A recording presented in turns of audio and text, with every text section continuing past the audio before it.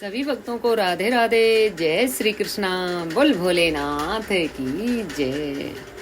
बोल गजानंद महाराज की जय। बोल पार्वती मैया की जय। आज हम सुनेंगे गणेश चतुर्थी की कथा। जय श्री कृष्णा। राधे राधे। गौरी शंकर पुत्र गणेश भगवान की जय हो। आज भाद्रपद मास के शुक्ल पक्ष की चतुर्थी तिथि है और इस दिन भगवान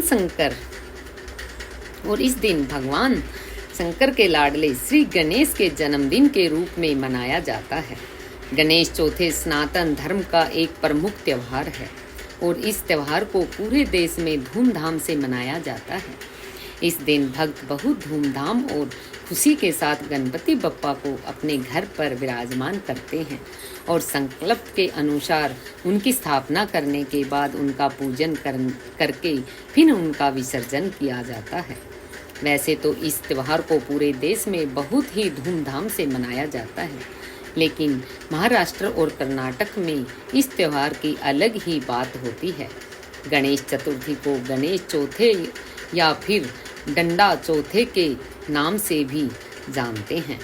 इस दिन बालक छोटे छोटे डंडों को बजाकर खेलते हैं। केवल आज के दिन ही चंद्रमा के दर्शन नहीं करने चाहिए। आज की चौथ को सबसे बड़ी चौथ माना जाता है। आज के दिन चौथ माता की कथा और चंद्रमा को देख लेने से जो कलंक लगता है उस कलंक को दूर करने की कथा और गणेश भगवान की कथा को सुनने से समस्त पाप और संकट कट जाते हैं तथा समस्त मनोकामनाओं की पूर्ति होती है। तो आज हम सुनते हैं कि गणेश चतुर्थी कथा। तो इन कथाओं को बड़ी ही श्रद्धा और प्रसन्नचित मन से पूरा अवश्य सुनिएगा। गणेश पुराण के अनुसार भाद्रपद शुक्ल पक्ष की चतुर्थी को मध्याह्न के समय गणेश जी का जन्म हुआ था। बोल गणेशपति महाराज की जय। शिव पुराण में भाद्रपद मास के कृष्ण पक्ष की चतुर्थी को मंगल मूर्ति गणेश जी की अवतरण तिथि भी माना गया है। भाद्रपद शुक्ल पक्ष की गणेश चतुर्थी के दिन संयम तक मणि की कथा श्रवण करने का विधान है और यह कथा भगवान श्री कृष्ण से जुड़ी हुई है। गणेश जी का इस दिन पूजन करने से विद्या बुद्धि की और रिद्धि सिद्धि की प्राप्ति तो होती ही है, साथ ही विघ्न बाधाओं का भी समूल नाश हो जाता है। शिव पुराण के अंतर्गत रुद्र संहिता के चतुर्थ कुमार खंड में यह वर्णन है कि माता पार्वती ने स्नान करने से पहले अपने मैल से एक बालक को उत्पन्न करके उसे अपना द्वारपाल बना दिया था। भगवान शिव ने जब प्रवेश करना चाहा तब उस बालक ने उन्हें रोक लिया। इस पर शिवगणों ने बालक से भयंकर युद्ध किया, परंतु युद्ध में उसे कोई पराजित नहीं कर सका। आखिरकार भगवान शंकर ने क्रोधित होकर अपने त्रिशूल से उस बालक का सिर काट दिया। इससे भगवती शिवा अत्यंत क्रुद्ध हो उठी और उन्होंने प्रलय करने की ठान ली। तब भयभीत देवताओं ने देवऋषि नारद की सलाह पर देवी जगदम्बा की स्तुति करके उन्हें शांत किया। शिव जी के निर्देश पर श्री विष्णु जी उत्तर दिशा में सबसे पहले मिले जीव, जो कि एक हाथी का था, उसका सिर काट कर ले आए। मृत्युंजय रुद्र ने गज के उस मस्तक को बालक के धड़ पर रखकर उसे पुनर्जीवित कर दिया। माता पार्वती ने हर्ष से उस गजमुख बालक को अपने हृदय से लगा लिया और देवताओं ने अग्रणी होने का आशीर्वाद दिया। श्री ब्रह्मा, भगवान श्री हरि, विष्णु, महेश ने उस बालक को अग्र पूज्य होने का वरदान दिया। भगवान शंकर ने उस बालक से कहा कि हे गिरजानंदन, विघ्न नाश करने में तेरा नाम सर्वोपरि होगा। तुम सबका पूज्य बनकर मेरे समस्त गणों का अध्यक्ष हो जा। इसलिए वर्ष भर श्री गणेश चतुर्थी का व्रत करने वालों को मनोकामना अवश्य पूर्ण होती है। इस दिन भगवान श्री गणेश जी के साथ चंद्र देवता की पूजा का भी विधान है, लेकिन चंद्र दर्शन नहीं करने चाहिए। आइए सबसे पहले श्रवण करते हैं चौथ माता की कथा। एक बार एक गांव में एक सेठ और सेठानी रहते थे। उनके एक बेटा और बहू थे। बहू सबको भोजन कराकर फिर स्वयं भोजन करती थी। एक पड़ोसन ऐसी भी थी जो रोज पूछती थी कि बहू आज क्या बनाया। बहू कहती थी कि ठंडोबासी। एक दिन उसके पति ने ऐसा सुनकर विचार किया कि आज तो पकवान बनाए जाएं, फिर देखें कि मेरी पत्नी क्या कहती है। उसने तरह तरह के पकवान बनाए और घर के सभी लोगों के साथ बैठकर भोजन किया। आज भी पड़ोसन ने पूछा तो बहू ने कहा ठंडोबासी। सेठ के लड़के ने सोचा हो ना तो कोई बात तो अवश्य है जिससे मेरी पत्नी ऐसा कहती है। उसने अपनी पत्नी से पूछा, तुम रोज ठंडोबासी खाया ऐसा क्यों कहती हो, जबकि हम सब ने एक साथ बैठकर कई तरह के पकवान खाए थे। तब उसकी पत्नी बोली कि हम लोग जो कुछ भी खा रहे हैं वह आपके बुजुर्गों की कमाई है। जिस दिन आप कमा कर लाओगे उस दिन मैं समझूंगी कि ताज़ा भोजन कर रही हूँ। अब एक दिन लड़के ने अपनी माँ से कहा, मैं एक बड़े शहर में कमाई करने जा रहा हूँ। माँ बोली, बेटा अपने पास इतना धन है कि कितना भी खाओ समाप्त नहीं होगा। माँ के मना करने पर भी बेटे ने स्वयं कमाने की दृढ़ निश्चय कर लिया और जाते समय पत्नी से कहा कि मैं जब तक कमा कर बहुत सा धन लेकर न आऊं तुम चूल्हे की आग मत बुझने देना। एक दिन चूल्हे की आग बुझ गई तो वह मन ही मन घबराने लगी। उसने सोचा मेरे पति पर कोई संकट तो नहीं आया। जल्दी से पड़ोस में जाकर चूल्हे में आग डालने का विचार करके गई। वहाँ पड़ोसन चौथ माता का व्रत पूजन कर रही थी। पड़ोसन ने कहा कि थोड़ी देर में आकर आग ले जाना। बहू ने पड़ोसन से पूछा, आप यह व्रत क्यों करती हो, इससे क्या फल मिलता है। तब पड़ोसन ने कहा कि चौथ माता के इस व्रत को करने से अन्न धन लक्ष्मी मिलती है तथा सभी मनोकामनाएं भी पूरी होती है। अब बहू की चौथ माता का व्रत करने लगी। दीवार पर चौथ माता बनाई। उस दिन घी गुड़ का चूरमा बनाकर रात्रि को चंद्रमा को अर्घ्य देकर भोजन करती है। ऐसा करते करते बहुत दिन व्यतीत हो गए। चौथ माता ने उस बहू के पति को सपना दिया कि साहूकार का बेटा तू जाग रहा है या सो रहा है। तेरी पत्नी बहुत तुझे याद कर रही है। घर जाकर उसकी चिंता मिटा। तू दुकान खोल कर बैठ जाना। आज तेरा हिसाब किताब चुकता हो जाएगा। अब तो चौथ माता ने जैसा कहा वैसा ही हुआ। उसने घर जाने की तैयारी की और गाड़ी भरकर धन दौलत लेकर चल दिया। रास्ते में एक बड़ा सा नाग फन फैलाए बैठा था और कहने लगा, आज तो मैं तुझे ढसूंगा, छोड़ूंगा नहीं। आज तेरी आयु पूरी हो गई है। सेठ के लड़के ने साफ से कहा कि आज चौथ माता ने मुझे अपना सपना दिखाया तो मैं अपनी पत्नी से मिलने घर जा रहा हूँ। वह मेरी प्रतीक्षा कर रही है और बहुत चिंता कर रही है। मैं उससे मिलकर जरूर आऊँगा, तब तुम मुझे डस लेना। नाग ने कहा कि तुम सप्तपूर्वक कहकर जाओ तो मैं तुम्हें जाने दूंगा, परंतु तुम लौट कर नहीं आए तो तुम्हारे घर आकर ही मैं तुम्हें डस लूँगा। इस प्रकार से सर्प को वचन देकर वह अपने घर पहुँचा। वहाँ परिवार वालों से हंसी खुशी से मिला और भोजन करके उदास होकर बैठ गया। उसकी पत्नी ने उदास होने के कारण पूछा तो पति ने काले नाग वाली बात बताते हुए कहा, यदि मैं उसके पास नहीं जाऊंगा तो वो घर आकर मुझे डस लेगा। परंतु पत्नी बहुत चतुर थी। उसने कहा कि आप जरा भी घबराओ नहीं, आप सो जाइए, मैं कुछ उपाय करती हूँ। पत्नी ने अपने कमरे में 7 सीढ़ी बनाई। पहली सीढ़ी पर रेत, दूसरी सीढ़ी पर इत्र, तीसरी सीढ़ी पर गुलाल और फूल, चौथी सीढ़ी पर केसर, 5वीं पर लड्डू पेड़ा और छठी पर गद्दी गलीचे और 7वीं सीढ़ी पर दूध का कटोरा भरकर रख दिया। इस प्रकार से वह 7 सीढ़ी सजा कर बैठ गई। आधी रात होने ही वाली थी। नाग आकर सीढ़ी पर चढ़ने लगा। पहली सीढ़ी पर रेत से लौट गया और कहने लगा, सेठ की बहू ने आराम तो बहुत दिया, पर वचनों से बंधा हूँ सो डसूंगा अवश्य।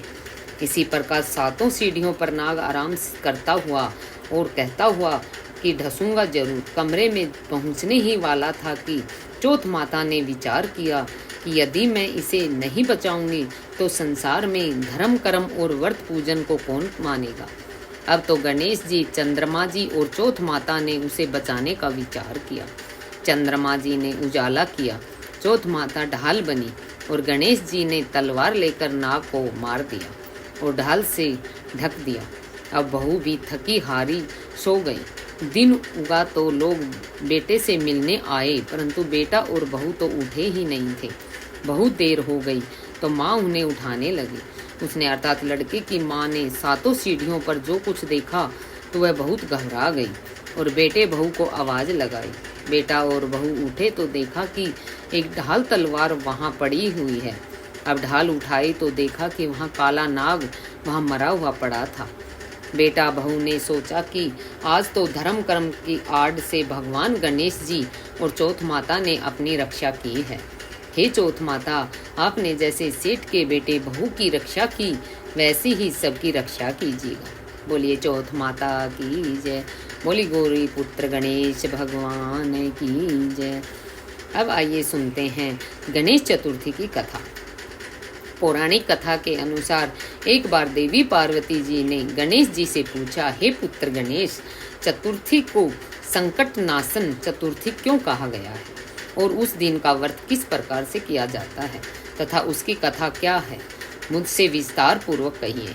देवी पार्वती जी की बातों को सुनकर गणेश जी ने कहा कि हे माता, गणेश चतुर्थी सब संकटों का नाश करने वाली, विविध फलदायक एवं संपूर्ण इच्छाएं पूरी करने वाली है। कृष्ण जी कहते हैं कि हे युधिष्ठिर, पुत्र की ऐसी बात सुनकर पार्वती जी ने उनसे पूछा, आहार एवं पूजन में क्या विशेषता है, उसे कहिए। तब गणेश जी माता पार्वती को बहुत ही दुर्लभ कथा सुनाते हैं। गणेश जी कहते हैं कि हे माता, पूर्व काल में नल नाम का एक पुण्य आत्मा और यशस्वी राजा हुए। उनकी रूपशालिनी रानी दमयंती नाम से प्रसिद्ध थी। एक बार उन्हें श्रापग्रस्त होकर राज्य छोड़ना पड़ा और रानी के वियोग में कष्ट सहन करना पड़ा। तब उनकी रानी दमयंती ने इस सर्वोत्तम व्रत को किया। पार्वती जी ने पूछा, हे पुत्र, दमयंती ने किस विधि से इस व्रत को किया और किस प्रकार व्रत के प्रभाव से 3 महीनों के अंदर ही उन्हें अपने पति से मिलने का सौभाग्य प्राप्त हुआ। इन सब बातों को आप मुझे बताइए। श्री कृष्ण ने कहा कि हे युधिष्ठिर, पार्वती जी के ऐसा पूछने पर बुद्धि के भंडार श्री गणेश जी ने जैसा उत्तर दिया उसे मैं कह रहा हूँ, आप भी सुनिए। श्री गणेश जी कहते हैं कि हे माता, राजा नल को बड़ी बड़ी आपदाओं का सामना करना पड़ा। हाथी खाने से हाथी और घुड़साल से घोड़े का अपहरण हो गया। डाकुओं ने राजकोष लूट लिया और अग्नि को ज्वालाओं से घिरकर उनका माल भस्म कर दिया। राज्य को नष्ट करने वाले मंत्री लोगों ने भी उनका साथ छोड़ दिया। राजा जुए में सब कुछ गंवा बैठे और उनकी राजधानी भी उनके हाथ से निकल गई। सभी ओर से निराश और ऐसा होकर राजा नल वन में चले गए। वन में रहते समय उन्हें दमयंती के साथ अनेक कष्ट सहन करने पड़े। इतना होते हुए भी उनका रानी से वियोग हो गया। तत्पश्चात राजा किसी नगर में भिक्षाटन करने लगे और रानी किसी दूसरे नगर में रहने लगी और राजकुमार अन्यत्र नौकरी करने लगा। जो किसी समय राजा रानी राजपुत्र कहे जाते थे, वही उस अब भिक्षा मांगने लगे। तरह तरह से रोगों से पीड़ित होकर, एक दूसरे से अलग होकर, कर्म फल को भोगते हुए दिन बीतने लगे। एक समय की बात है कि वन में भटकती हुई दमयंती ने महर्षि सरभंग के दर्शन किए। उनके पैरों पर नतमस्तक हो हाथ जोड़कर कहा कि हे ऋषिराज, मेरा अपने पति से कब मिलन होगा? किस उपाय से मुझे हाथी घोड़ों से युक्त घनी आबादी वाली नगरी मिलेगी और मेरा भाग्य कब लौटेगा? हे मुनिवर, आप निश्चित रूप से बताइए। श्री गणेश जी कहते हैं कि दमयंती का यह उत्तम प्रश्न सुनकर सरभंग मुनि ने कहा कि हे दमयंती, मैं तुम्हारे कल्याण की बात बता रहा हूँ, उसे ध्यान पूर्वक सुनो। इससे सब संकट का नाश होता है और इससे सब मनोकामनाएं पूर्ण होती है। अगहन मास की चतुर्थी संकट नाशन कही गई है। इस तिथि को नर नारियों को गजानन की पूजा करनी चाहिए। विधि पूर्वक व्रत एवं पूजन करने से तुम्हारी संपूर्ण इच्छा पूर्ण होगी। 7 महीने के अंदर ही तुम्हारा पति से मिलन होगा। यह बात मैं निश्चय पूर्वक कहता हूँ। गणेश जी कहते हैं कि सर्वभंग मुनि का ऐसा आदेश पाकर दमयंती ने संकट चतुर्थी व्रत प्रारंभ किया और तभी से लगातार प्रतिमा से गणेश जी का पूजन करने लगी। 7 ही महीने में राजन इस उत्तम व्रत के करने से उसे पति, राज्य, पुत्र और पूर्वकालीन वैभव आदि की प्राप्ति हो गई। श्री कृष्ण जी कहते हैं कि हे युधिष्ठिर, किसी प्रकार से इस व्रत को करने से आपको भी राज्य की प्राप्ति होगी और आपके सभी शत्रुओं का नाश होगा, यह निश्चय है। हे राजन, इस प्रकार मैंने सभी व्रतों में उत्तम व्रत का वर्णन किया है। यह सब संकट का नाश करता हुआ आपके भाग्य की वृद्धि करेगा। बोलिए श्री गणेश भगवान की जय। बोलिए श्री राधा कृष्ण भगवान की जय। अब आइए सुनते हैं गणेश चतुर्थी के दिन सुनी जाने वाली सयमंतक मणि की कथा। इस कथा को पूरा सुनने से मनुष्य कलंकित होने से बच जाता है। अगर कलंक लगा भी रहता है तो समाप्त हो जाता है। इस कथा को सुनने मात्र से मनुष्य को सुख समृद्धि मिलती है और इस कथा को पूरा सुनने से संपूर्ण फलों की प्राप्ति होती है। इसलिए कथा को पूरा अवश्य सुनेगा। एक बार की बात है कि चंद्रमा को अपने रूप का बहुत ही अभिमान था।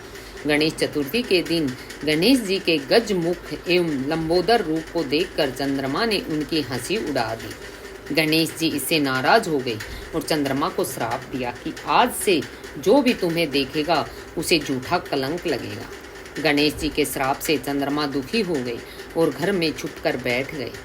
चंद्रमा के दुख स्थिति को देखकर देवताओं ने चंद्रमा को सलाह दी कि मोदक एवं पकवानों से गणेश जी की पूजा करो।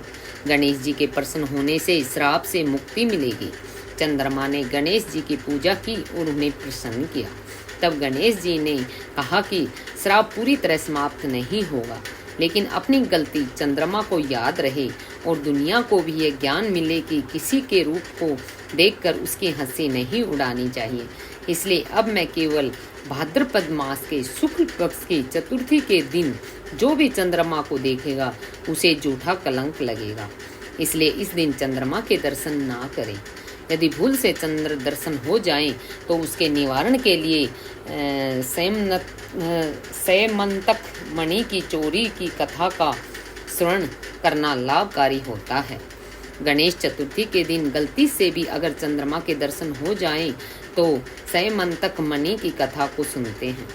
एक बार नंद किशोर ने सनत कुमारों से कहा कि चौथ की चंद्रमा के दर्शन करने से श्री कृष्ण जी पर जो लांछन लगा वह सिद्धि विनायक व्रत करने से ही दूर हुआ था।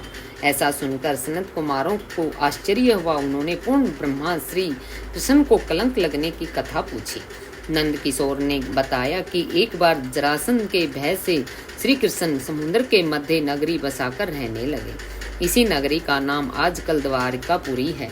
द्वारकापुरी में निवास करने वाले स्त्राजित यादव ने सूर्य नारायण की आराधना की। तब भगवान सूर्य ने उसे नित्य 8 बार सोने देने वाली सयमंतक नामक मणि अपने गले से उतार कर दे दी।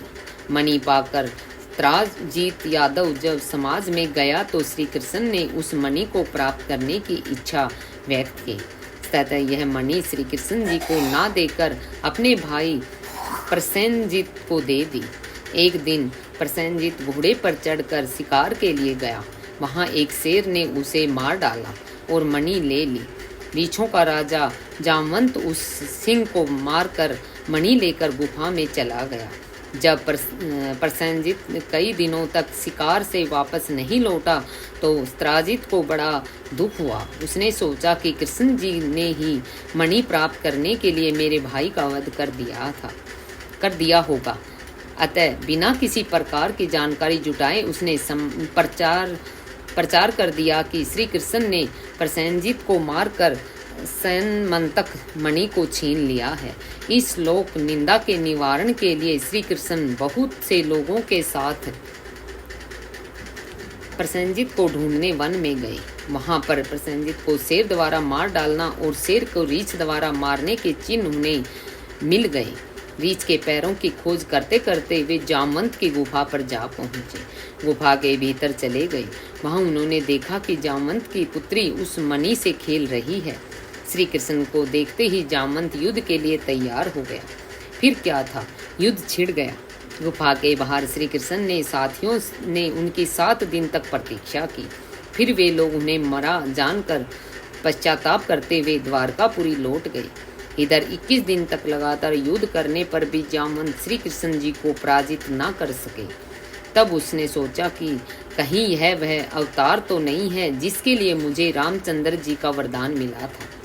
यह पुष्टि होने पर उसने अपनी कन्या का विवाह श्री कृष्ण के साथ कर दिया और मणि दहेज में दे दी।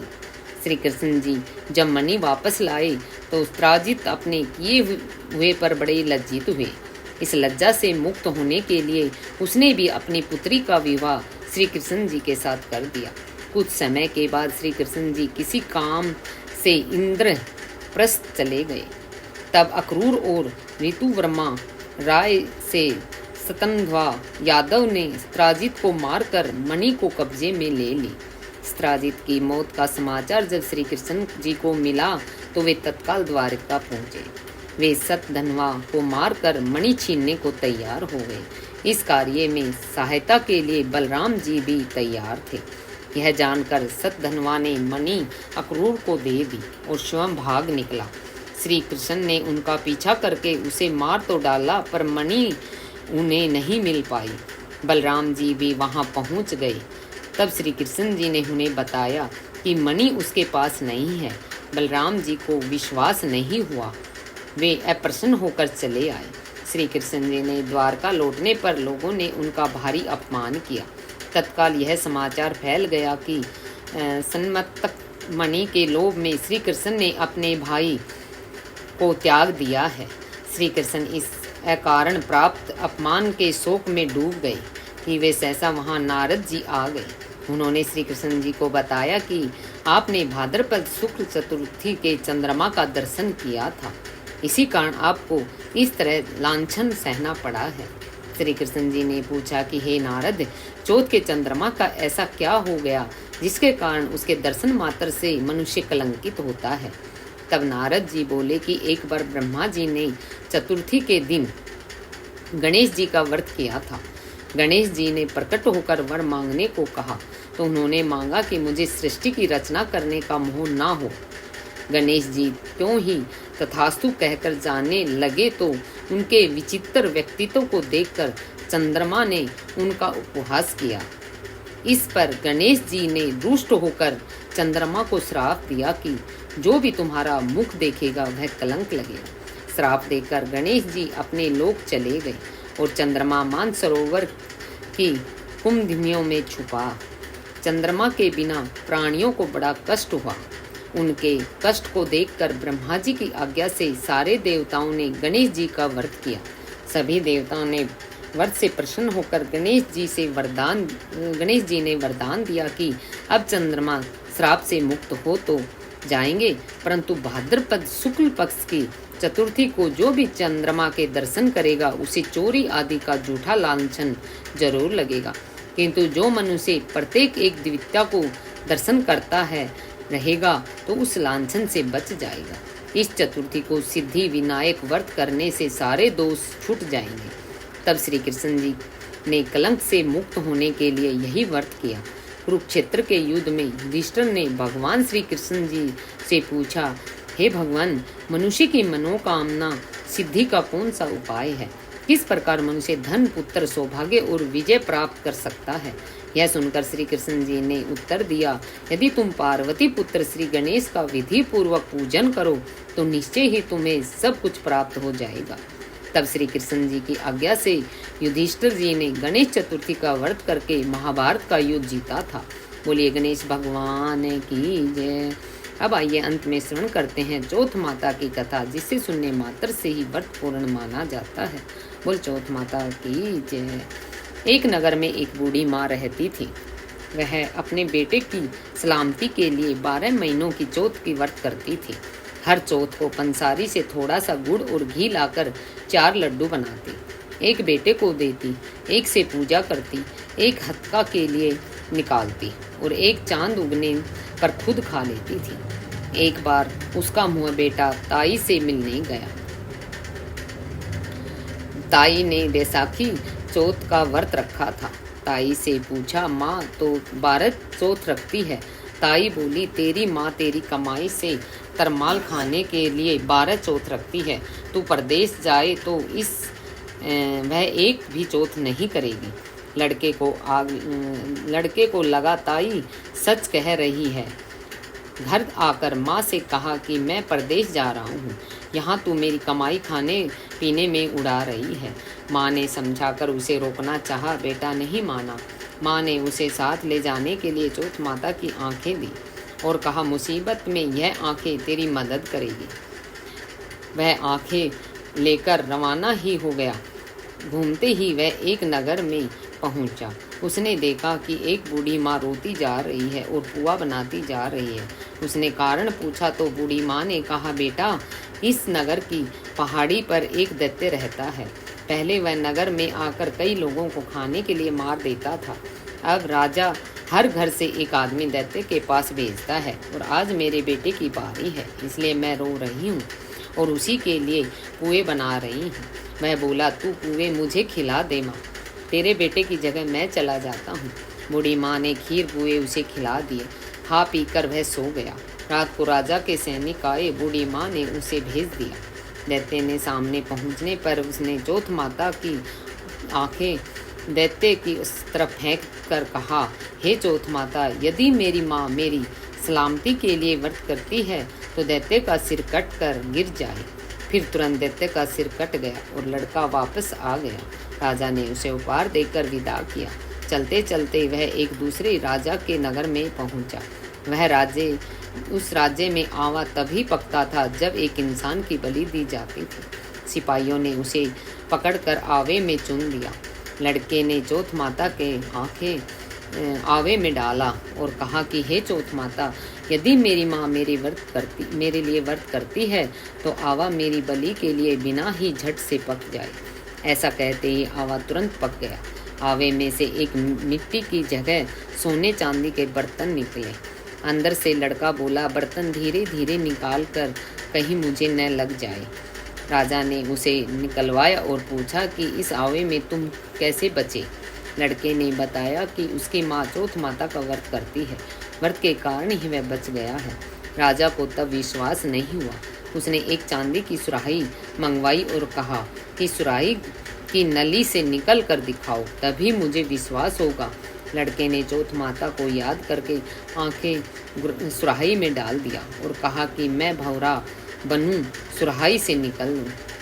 लड़का तुरंत भंवरा बना और सुराही से निकल गया। तब राजा ने खुशी होकर राजकुमारी की शादी उनके साथ करवाई और सभी लोगों को चौथ माता के व्रत करने को कहा। एक दिन उसे माँ की याद आई और उसने राजा के पास जाकर खुद के नगर जाने की इच्छा जाहिर की। राजा ने रथ, घोड़ा, हाथी, खूब सारा धन दान दहेज देकर उन्हें विदा किया। चौथ के दिन वह अपने नगर पहुंचा। वह अकेला पंसारी के यहाँ माँ का इंतजार करने लगा। सोचा चौथ है तो माँ यहाँ जरूर आएगी। थोड़ी देर बाद लकड़ी टेकती हुई माँ आती दिखी। उसकी माँ की आंखों में जाले आने के कारण दिखना कम हो गया था। लड़के ने जानबूझकर उस स्त्री के बेटे को अपशब्द कहने लगा। माँ ने उसे नहीं पहचाना और कहने लगी, मैया मुझे चाहे कितनी गाली दे दो पर मेरे बेटे को कुछ मत कहना। यह सुनते ही बेटा माँ के चरणों में गिर पड़ा और कहा, माँ मैं तेरा ही बेटा हूँ, मुझे माफ़ कर दो। तब माँ ने उसे गले से लगा लिया। नगर के लोगों ने विश्वास नहीं किया कि वह उसी का बेटा है। बूढ़ी माँ ने उसे चौथ माता को याद करके कहा कि हे चौथ माता, यदि मैं अपने बेटे के लिए व्रत करती हूँ तो मेरे स्तन में दूध भर जाए और उसकी धार मेरे बेटे के मुख में गिरे। माँ के स्तनों से दूध की धार बहकर बेटे के मुंह में गिरने लगी। लोग चौथ माता की जय जयकार करने लगे।